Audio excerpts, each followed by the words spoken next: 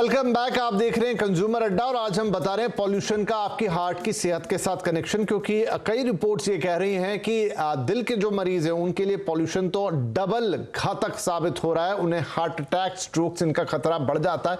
Break से पहले हमने बातचीत की कि कैसे प्रदूषण खासतौर पे जो दिल का पूरा सिस्टम है उसको इंपैक्ट करता है। दिल के मरीजों के लिए तो घातक है ही, आम व्यक्ति के लिए भी धीरे धीरे वो घातक बनता चला जाता है। अब सवाल बड़ा ये है कि इसका उपाय क्या आप अकेले हवा को चेंज करने में सक्षम है? शायद नहीं। वो तो एक कलेक्टिव एफर्ट लगेगा और वो एक टाइम टेकिंग एफर्ट भी होगा। तो क्या करें, आज कैसे बचे? डॉक्टर राकेश, क्या कोई तरीका है? क्योंकि जैसा हमने कहा, सांस लेना तो एक बहुत ही एसेंशियल प्रक्रिया, उसके बिना तो आप रह नहीं सकते। बाकी चीजों के बिना रह लेंगे तो सांस तो लेनी ही है। अब हवा भी शायद आप एकदम से तो ना चेंज कर पाए, तो क्या कोई उपाय है जो इंडिविजुअल अपना सकता है? दवाएं हैं, क्या कर सकता है वो? आपने ऐसा प्रश्न पूछा है जिसका जवाब शायद हर आदमी ढूंढ रहा है कि हम हवा तो नहीं बदल सकते, लेकिन क्या करें कि हमें उसका असर कम हो। आप बिलीव करेंगे कि मैं कह दूंगा N95 मास्क पहनिए।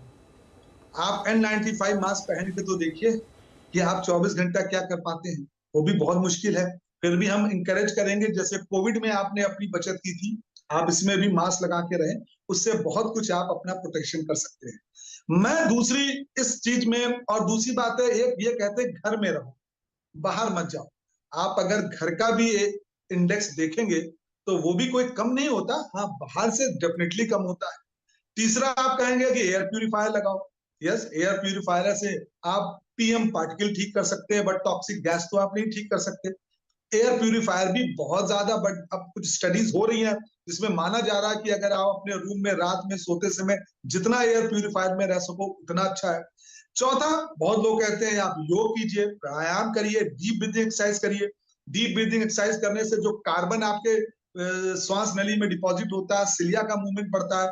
कुछ कहते हैं कि आप स्टीम इनहेलेशन लीजिए, उससे भी आपके म्यूकस सिक्रीशंस और कार्बन निकलते हैं। ये सारी चीजें हैं तो, बट आज भी हमारे पास, दिल से मानिए, कोई ऐसा सॉल्यूशन नहीं है कि अगर हमने अपनी पॉल्यूटेंट एयर को चेंज नहीं किया तो इंडिविजुअल होके हम इन चीजों को बहुत हद तक कुछ भी नहीं कर सकते। तो हमारा मानना है, हम सभी का मानना है कि कृपया करके, कुछ कहेंगे एंटीऑक्सीडेंट ले लो, बड़ी चीजें आती है मार्केट में, बट इनका किसी का प्रूवन रोल नहीं है। प्रूवन रोल एक ही चीज का है कि आप अपने एयर को पॉल्यूट होने से बचाएं, और दूसरा कोई रास्ता नहीं है इस संदर्भ में। ईमानदार आपका जवाब है कि वाकई में ढेर सारे उपाय कहने के लिए बताए जा सकते हैं, लेकिन असल उपाय तो यही है कि हवा जब तक साफ नहीं होगी शायद कोई दूसरे उपाय उतने कारगर साबित नहीं होंगे। क्षणिक ठीक है, थोड़ा बहुत आपको बचा लेंगे, लेकिन लॉन्ग टर्म में तो आपका डैमेज होना ही है।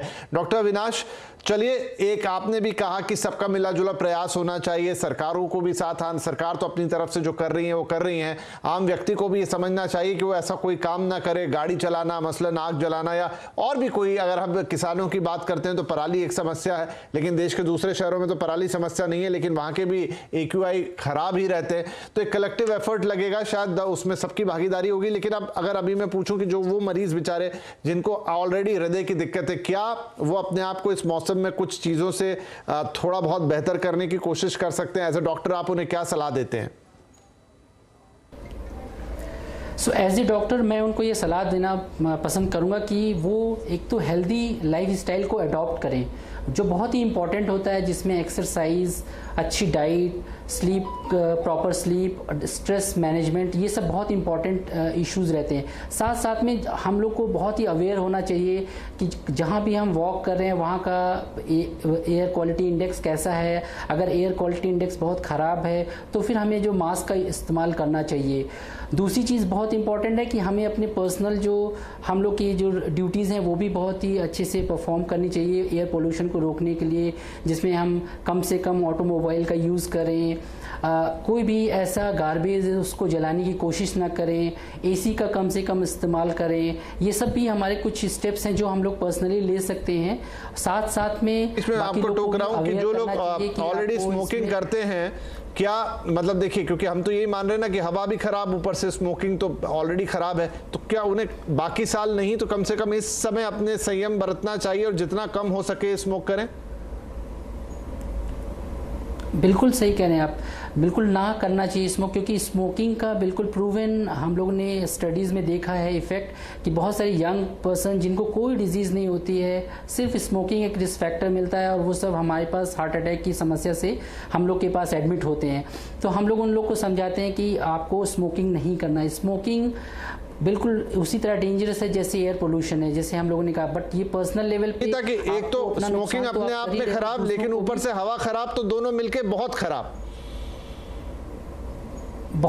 कर देती है। एग्जैक्टली वही, और इसी वजह से हम लोग ये कहते हैं कि आपको स्मोकिंग नहीं करना है, बिकॉज स्मोकिंग करने से आप अपना नुकसान तो करते हो, साथ में सेकेंड हैंड जो आप स्मोक करते हो दूसरों को देते हो, उससे उनकी भी हेल्थ में काफ़ी इश्यूज आ जाते हैं। तो ये बहुत इंपॉर्टेंट है, आपको स्मोकिंग नहीं करनी है और जितने भी एडिक्शन से उनको अवॉइड, उनको दूर करना है। ठीक है, चलिए ये सारी करना चाहिए मेरे हिसाब से। बिल्कुल बिल्कुल, ये सारी सलाह बहुत अच्छी है कि आप अपने व्यसनों से दूर रहे फिलहाल के लिए, खासतौर पे इस मौसम के लिए। और जो सारी बातें अविनाश जी ने बताई उनका जरूर ख्याल रखें, क्योंकि मेरा समय बिल्कुल समाप्त होने आया।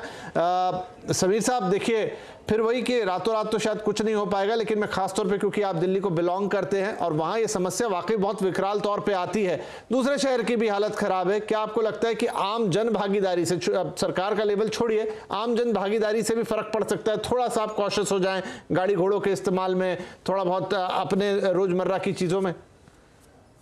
बिल्कुल बिल्कुल, देखिए अब इसमें हम ये नहीं कह सकते कि स्पेसिफिकली सरकारों पे ही छोड़ दें। एक्सटर्नल फैक्टर्स बहुत सारे हैं जो हमारे कंट्रोल में नहीं है, पर एटलीस्ट जो हमारे कंट्रोल में चीजें हैं उनका तो हमें निश्चित तौर पे ध्यान रखने की जरूरत है। जैसा कोविड ने हमें सिखाया भी कि जितना ज्यादा हम इस पे प्रिवेंशन की तरफ ध्यान देंगे उतना ज्यादा बेहतर होगा। और जैसे हम अब हाई रिस्क पॉपुलेशन को जानते हैं, तो एटलीस्ट उन लोगों को अपने आप को थोड़ा ज्यादा अलर्ट रहना पड़ेगा, क्योंकि अभी हॉस्पिटलाइज भी जो देख रहे हैं हम लोग ज्यादा, जो ऑलरेडी हाई रिस्क वाले लोग थे उन्हीं में हॉस्पिटलाइजेशन भी बढ़ा है, तो उन लोगों को प्रोटेक्ट करके रखने की बहुत ज्यादा जरूरत है। चलिए, तो थोड़ा थोड़ा सब कुछ करेंगे, मतलब हर शो को जब हम समाप्त करते हैं तो कुछ ना कुछ सॉलिड सॉल्यूशन देने की कोशिश करते हैं। अफसोस की शो में ऐसा कुछ हो नहीं सकता। डॉक्टर साहब ने एक बहुत ही, राकेश जी ने कहा कि वैसे तो कई उपाय बताने को बता दिए जा सके, लेकिन एक ईमानदार उत्तर यह है कि आप बहुत कुछ कर नहीं सकते, हवा को ही बदलना जरूरी होगा। प्रयास भी हो रहे हैं, ऐसा नहीं है कि प्रयास नहीं हो रहे हैं, लेकिन क्या वो काफी हैं? उसमें आपकी क्या भागीदारी है, सरकारों के क्या रोल हैं, क्या सब लोग अपने रोल सही से निभा रहे हैं? लेकिन अफसोस फिलहाल यही है कि ये कड़वा सत्य है, इसे सबको जानना होगा कि जो हवा है, खासतौर पे प्रदूषित हवा, वो हमारे लिए धीरे धीरे सबसे बड़ी दुश्मन बन गई है। क्योंकि हम शायद सारी चीजें छोड़ सकते हैं, हम अपने व्यसन छोड़ सकते हैं, हम मिठाइयाँ छोड़ सकते हैं, हम एक बेहतर लाइफस्टाइल अपना सकते हैं, हम सिगरेट तंबाकू छोड़ सकते हैं, लेकिन सांस लेना नहीं छोड़ सकते। और उसका एकमात्र जरिया है हवा। वो साफ ना हुई तो हमारे दिल, गुर्दे, फेफड़े सब खतरे में पड़ेंगे और हम सब भी खतरे। बहुत शुक्रिया सर, आई थिंक ये आंखें खोल देने वाली बातें आपने बताई हैं और इस अवेयरनेस से चीजें बदलेंगी। उसमें अगर कोई सहयोग मिलेगा तो हमारा लक्ष्य पूरा होगा। बहुत शुक्रिया आप सभी का इस कार्यक्रम में शामिल होने के लिए। नमस्कार।